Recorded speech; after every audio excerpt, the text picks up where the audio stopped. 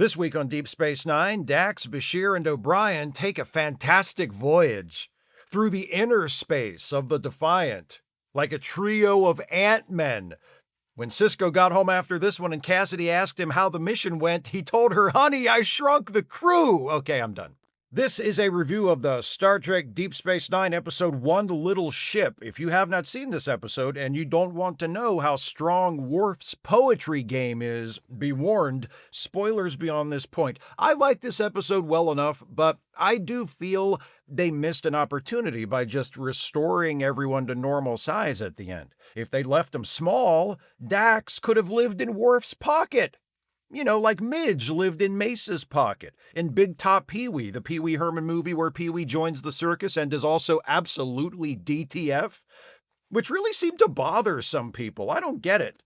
So Pee-wee wants to fuck. Why can't Pee-wee fuck? And who are you to say so? Dude's got Penelope Ann Miller and Valeria Golino all up on his jock, but oh, sorry, Pee-wee, we've all collectively decided you're not allowed to fuck. Is it because you think he'd be cheating on the bowl of fruit salad he married? Because if that's it, A, you don't know what kind of arrangement they had in their marriage, and B, you know that fruit salad didn't survive the honeymoon, right? Pee-wee ate that shit to death. Is that it?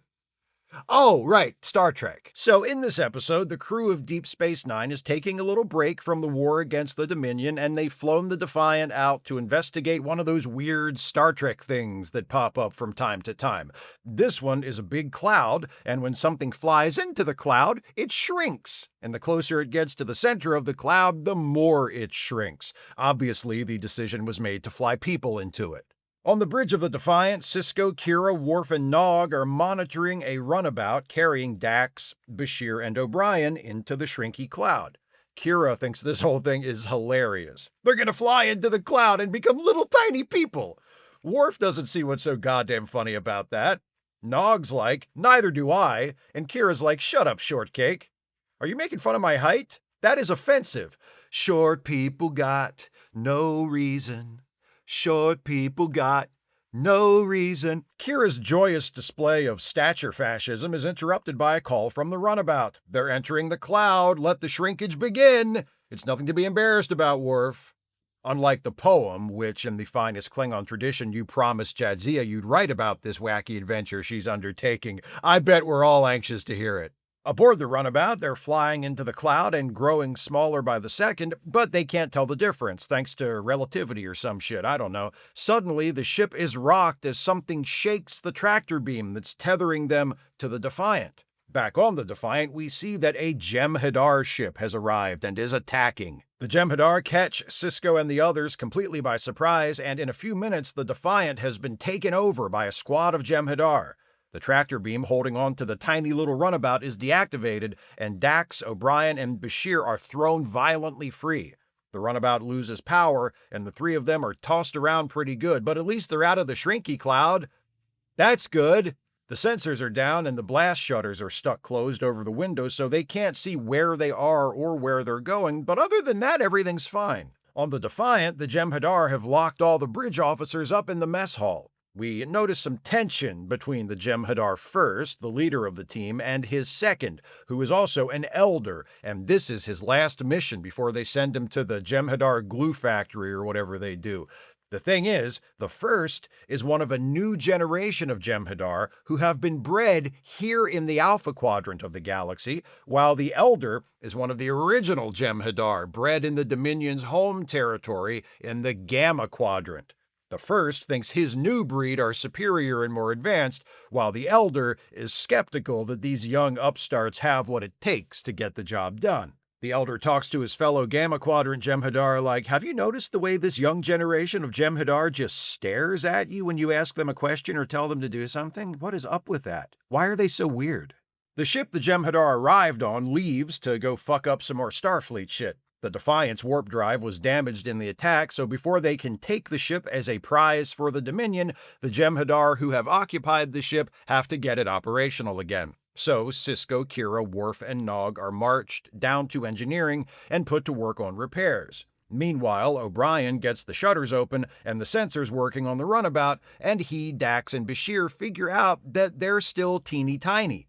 They were supposed to return to normal size once they left the Shrinky Cloud, but Dax reasons that because they left the cloud by a different route than the one they entered by, the rebigulization process didn't take effect. The trio on the runabout doesn't know that the Defiant has been hijacked by Jem'Hadar, so they fly the tiny runabout inside the Defiant, hoping to attract someone's attention and get help returning themselves to normal size. But once they get inside and see all those Jem'Hadar walking around, they realize they're in even bigger trouble than they thought. Dax peeks at the monitor at the computer station where Sisko is working and sees that the captain and the others are running a scam on the Jem'Hadar, pretending to repair the Defiant's warp drive while actually stalling for time so that Sisko can take control of the ship from here. It's a good plan, but the problem is the Jem'Hadar have isolated control to the bridge and locked everything else out with command codes, and it'll take way too long to break that lockout. So O'Brien has an idea. Fly the tiny runabout up to the bridge, and they can figure out a way to release the command codes from there, which will allow Sisko and the others to take back the ship from engineering. Dax pilots the runabout out of engineering, zooming through a door after a Jem'Hadar walks through, then using the nose of the runabout to push the button that opens the door to the bridge. The runabout assumes a safe hiding place under a console, and then O'Brien notices another problem. The only way to disable the command codes without the Jem'Hadar noticing is to do it manually, which would mean leaving the ship as a tiny little man. O'Brien doesn't wanna. Bashir is like, don't worry about it, you can't go anyway. You're so small, the oxygen molecules outside this ship are too big for your body to handle. Breathing would be like inhaling a bowl of beer nuts. I've done that. I was speaking literally, Miles. I know. Dax figures out that she can beam some of the miniaturized air from the runabout into the circuit housing along with O'Brien, so he'll be able to breathe while he's doing whatever he needs to do. O'Brien's like, great, and Julian, you're coming with me, because if I end up suffocating as a tiny man trapped inside a computer, god damn it, I'm not going to be the only one. O'Brien and Bashir and their more microscopic than usual oxygen beam into the appropriate computer panel, and O'Brien is immediately lost because he's not used to looking at the circuitry from this perspective. Meanwhile, in the engine room, Sisko, Kira, Worf, and Nog have come up with a backup plan in case they're unable to regain control of the ship from the Jem'Hadar, and it's the same backup plan Star Trek captains always come up with in situations like this: blow up the ship. Sisko takes Worf aside and tells him to plant a computer virus in the warp core that will trigger a breach and destroy the Defiant as soon as the Jem'Hadar try to take it to warp. Worf's like, sure, I'll just grab a ship-destroying computer virus out of the files, I guess. Like, do they just have those? Why would they have those? Tiny O'Brien and Tiny Bashir figure out where they need to go and complete the necessary tinkering to allow the crew in engineering to override the controls. There's a nice little moment of attention to detail here where Bashir shoves one of the gigantic computer cables into place, and O'Brien uses his phaser to spot weld it. Nog overrides the command codes in engineering, but before the others can act, the Jem'Hadar First comes marching in and orders everyone away from the computer consoles.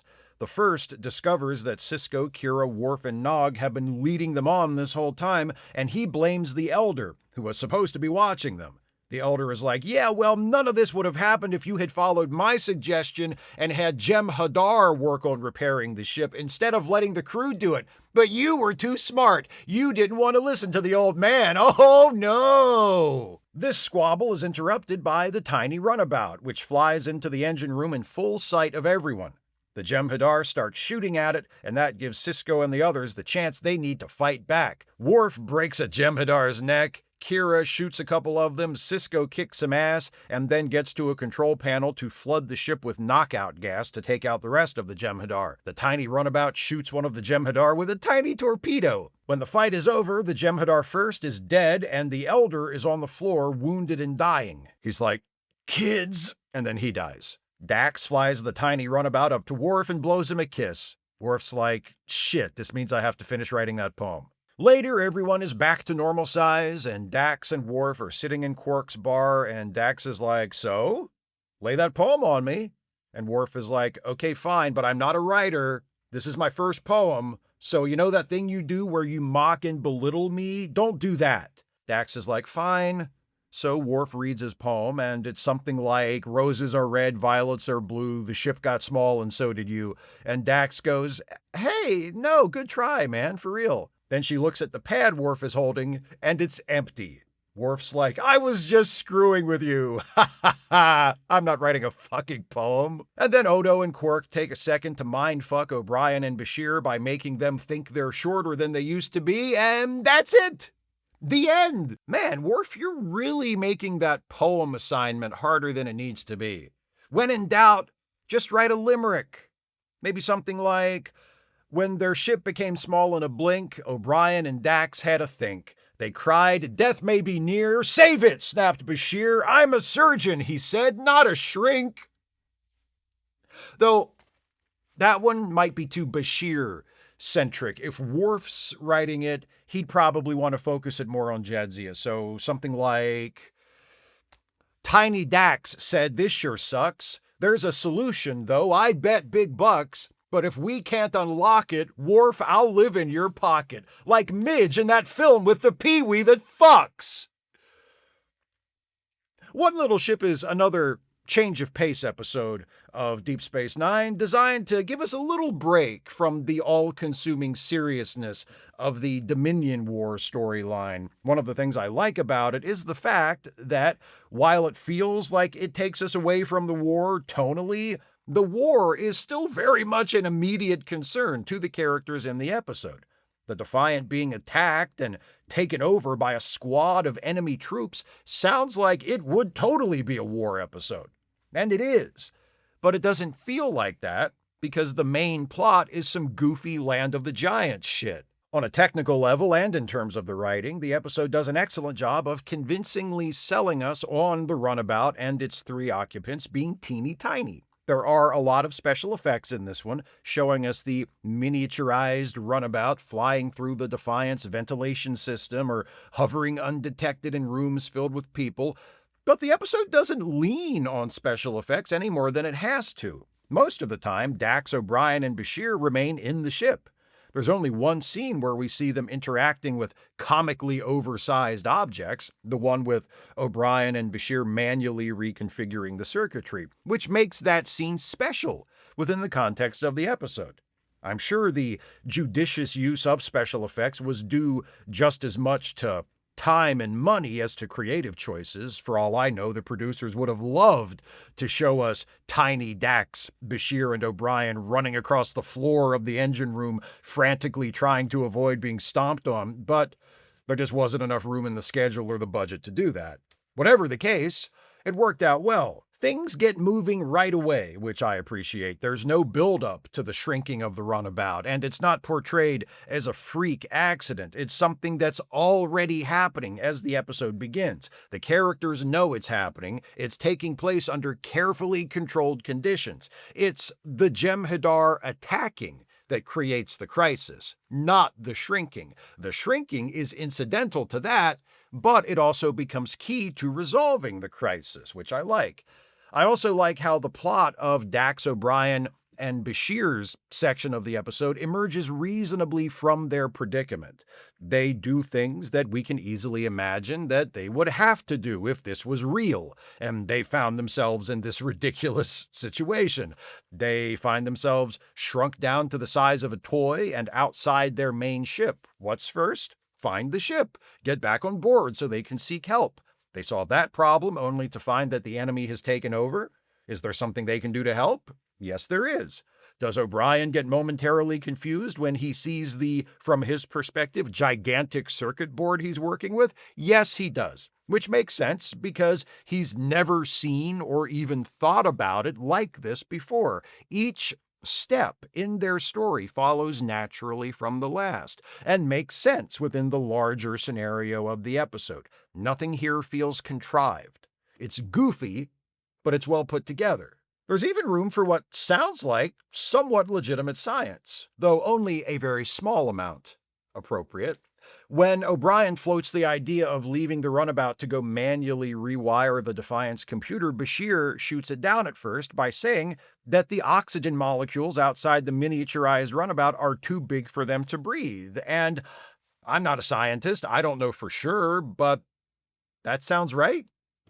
I don't come to Star Trek for scientific accuracy. I neither demand it nor expect it, nor do I think less of the show when it tosses out some completely ridiculous unscientific bullshit. It's not hard sci-fi. It never has been. It was never meant to be.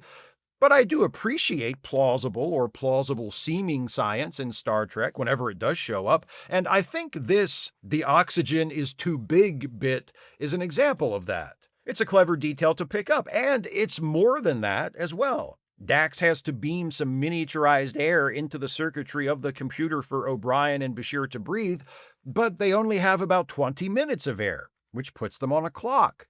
And unbeknownst to them, Sisko is planning to destroy the ship if necessary to keep the Jem'Hadar from taking it, so they're actually up against 2 ticking clocks. The 20 minutes of air bit increases the jeopardy and the urgency of the situation in a way that feels natural. The B plot, the one where enemy soldiers invade and take over the hero ship, is nothing spectacular, but it's fine. Despite the stakes, the scenes of Sisko, Worf, Kira, Nog, and the Jem'Hadar in the engine room don't have the same energy as those centered on the tiny runabout. The scenes in the engine room feel like we're watching the characters kill time, because that's exactly what we're doing. The episode tries to spice things up by introducing the idea that there is a cocky new generation of Jem'Hadar and using that to create tension between them and the older generation, which works okay.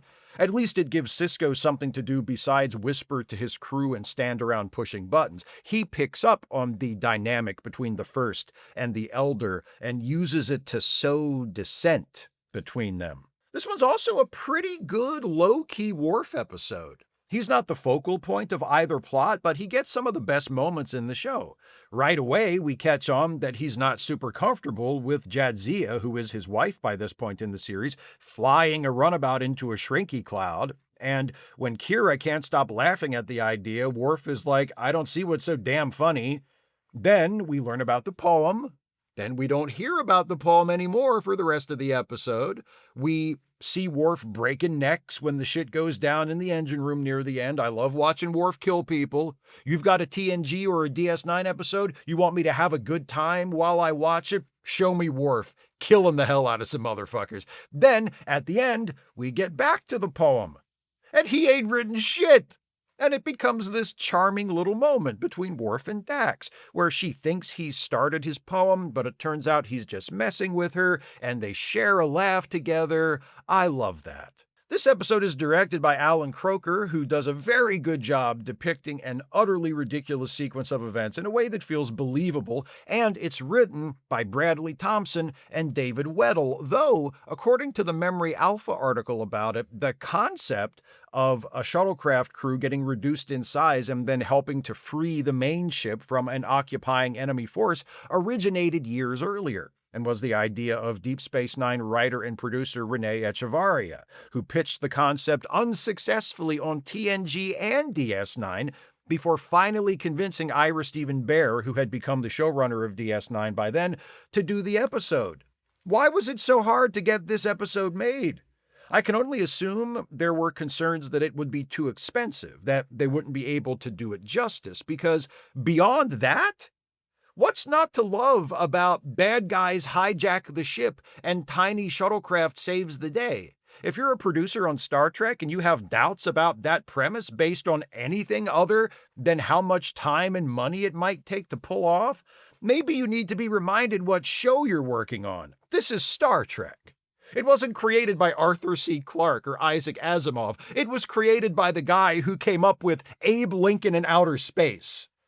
One Little Ship is a fun reminder that for as serious and heavy and dramatic as it often was, Deep Space Nine could also do the silly stuff as good as or better than any other Star Trek series.